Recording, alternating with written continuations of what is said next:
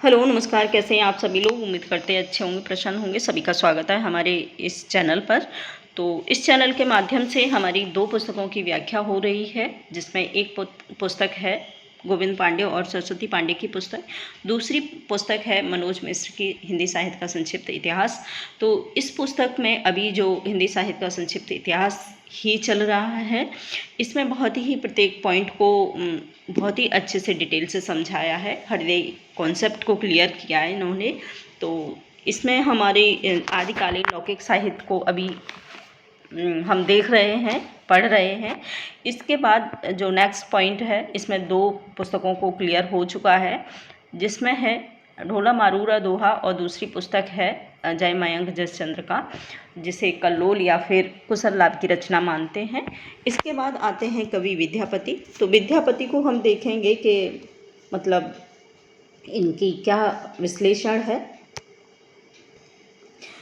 इसके बाद देखते हैं कवि विद्यापति को। विद्यापति की जो समय काल है, यानी कि सबसे पहले उनका जीवन परिचय देखेंगे। जीवन परिचय की बात करते हैं तो इनका जीवन परिचय माना जाता है 1352 ईस्वी से लेकर के 48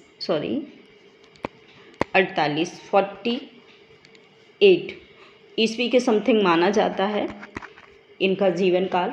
ठीक है। इसके बाद इनकी बात करते हैं, इनका नाम क्या था। इनका पूरा नाम, बहुत बार प्रश्न बनता है कि विद्यापति का पूरा नाम क्या था। तो इनका विद्यापति का पूरा नाम विद्यापति ठाकुर माना जाता है। विद्यापति ठाकुर, ठाकुर के नाम से ये प्रसिद्ध थे, यानी कि इनका पूरा नाम विद्यापति ठाकुर था। बात करते हैं इनकी माता का नाम क्या था। माता का नाम था इनकी हंसिनी देवी। विद्यापति की माता का नाम था हंसिनी।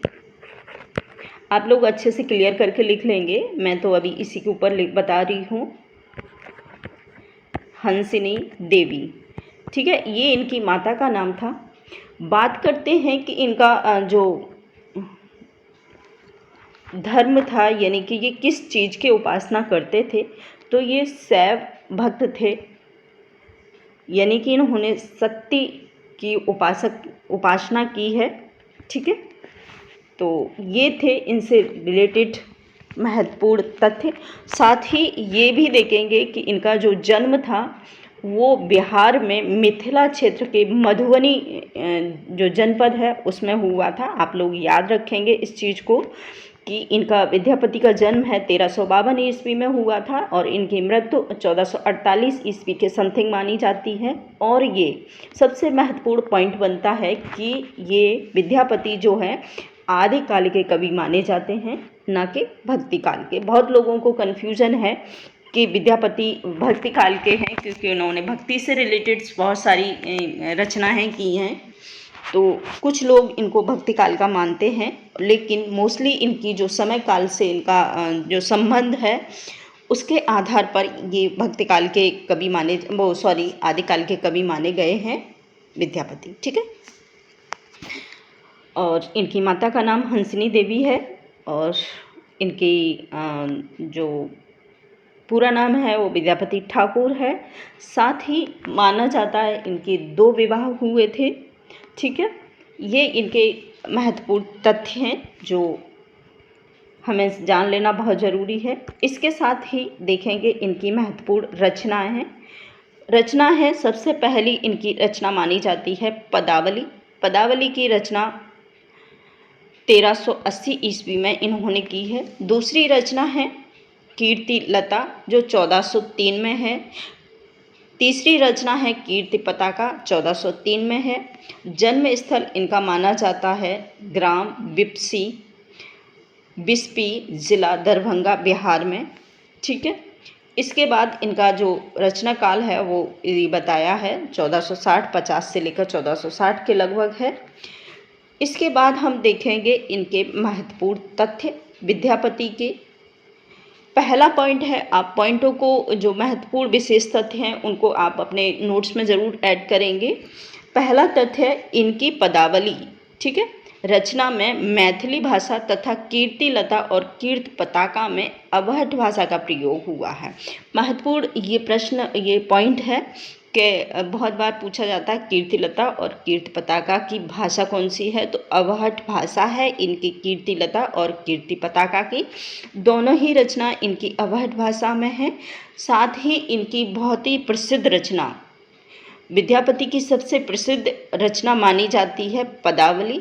पदावली की रचना इन्होंने मैथिली में की है। इसी के आधार पर इनको मैथिल कोकिल का नाम दिया गया था। मैथिल कोकिल की उपाधि दी गई थी, जो नीचे लिखा हुआ है। ठीक है। भाषा, मैथिली भाषा में सरल काव्य रचना करने के कारण इनको मैथिल कोकिल भी कहा जाता है। ये आप लोग पॉइंट ज़रूर अपने ऐड कर लेंगे। इसके बाद है नेक्स्ट दूसरा पॉइंट। दूसरा पॉइंट है मैथिली भाषा में सरल, अच्छा ये तो हो गया। इनकी पदावली रचना जयदेव द्वारा रचित गीत गोविंद के अनुकरण पर आधारित होने के कारण इनको अभिनव जयदेव भी कहा जाता है। महत्वपूर्ण पॉइंट है इसमें, मतलब इनकी रचना के आधार पर। तो पॉइंट है कि पदावली की रचना जो है, जयदेव की रचना, संस्कृत कवि हैं जयदेव, उनकी रचना बहुत ही महत्वपूर्ण है, गीत गोविंद। उसी का अनुकरण करके इन्होंने पदावली की रचना की है।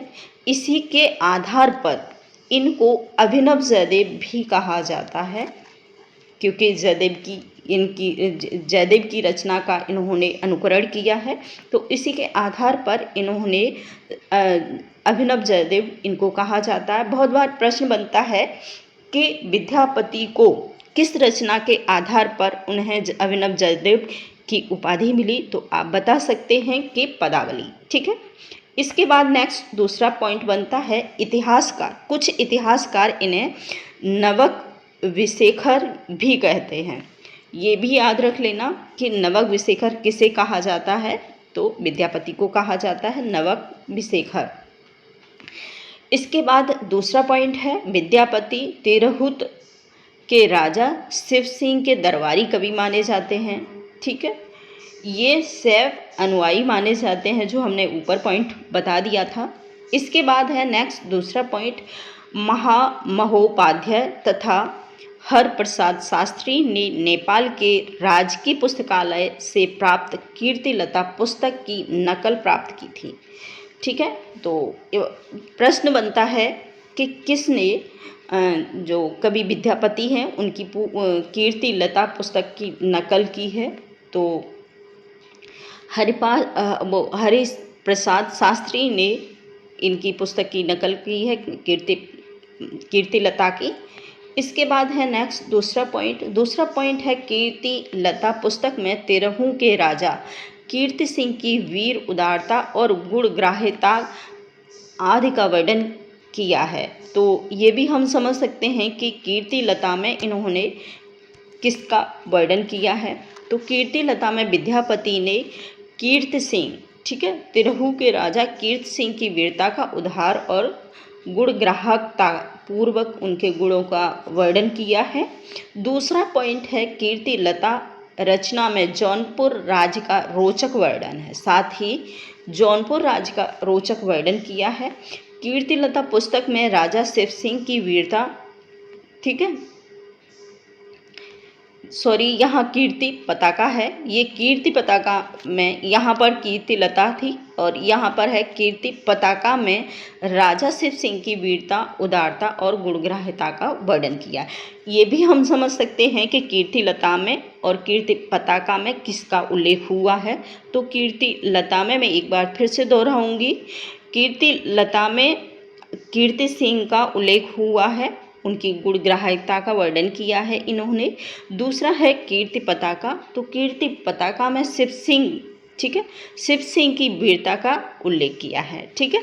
इसके बाद है नेक्स्ट दूसरा पॉइंट, विद्यापति द्वारा भगवान शिव की शक्ति में रचे गए पद जो नृत्य के साथ गाए जाते हैं वे नचारी कहलाते हैं।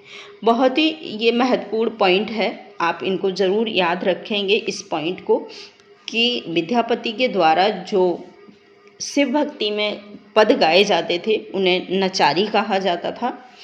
इनके प्रकाशकों द्वारा इनको कुल 16 उपाधियां प्रदान की गई हैं। बहुत ही महत्वपूर्ण ये पॉइंट है कि माना जाता है कि विद्यापति के बहुत सारे प्रशंसक थे कि उनकी रचना शैली, उनका साहित्य इतना विशेष उत्कृष्ट श्रेणी का था कि इसी के आधार पर उन्हें बहुत सारे उनके प्रशंसक थे, जिसमें उनके प्रशंसकों ने कुल 16 उपाधियां इनको प्रदान की हैं। बहुत ही महत्वपूर्ण हैं। इसके बाद नेक्स्ट दूसरा पॉइंट है हिंदी में कृष्ण को काव्य विषय बनाने का श्रेय विद्यापति को ही जाता है। सबसे महत्वपूर्ण पॉइंट बनता है कि हिंदी काव्य में सबसे पहले कृष्ण को विषय बनाकर रचनाएं करने का जो श्रेय है वो विद्यापति को जाता है। सबसे पहले इन्होंने कृष्ण पर अपनी रचनाएं लिखी थी। ठीक है, इसके बाद आते हैं हजारी प्रसाद द्विवेदी ने कीर्तिलता को भृंगी संवाद कहा है। बहुत ही महत्वपूर्ण ये पॉइंट है। तो ये सब आज विद्यापति के विषय में है। तो थैंक यू, और उम्मीद करते हैं आप सभी को ये अच्छी लगा होगा पॉइंट और विश्लेषण। साथ ही इस पर अपना कमेंट ज़रूर दें कि आपको मतलब व्याख्या कैसी लग रही है, और कुछ चेंजिंग हो तो बताइएगा ज़रूर। तो थैंक यू।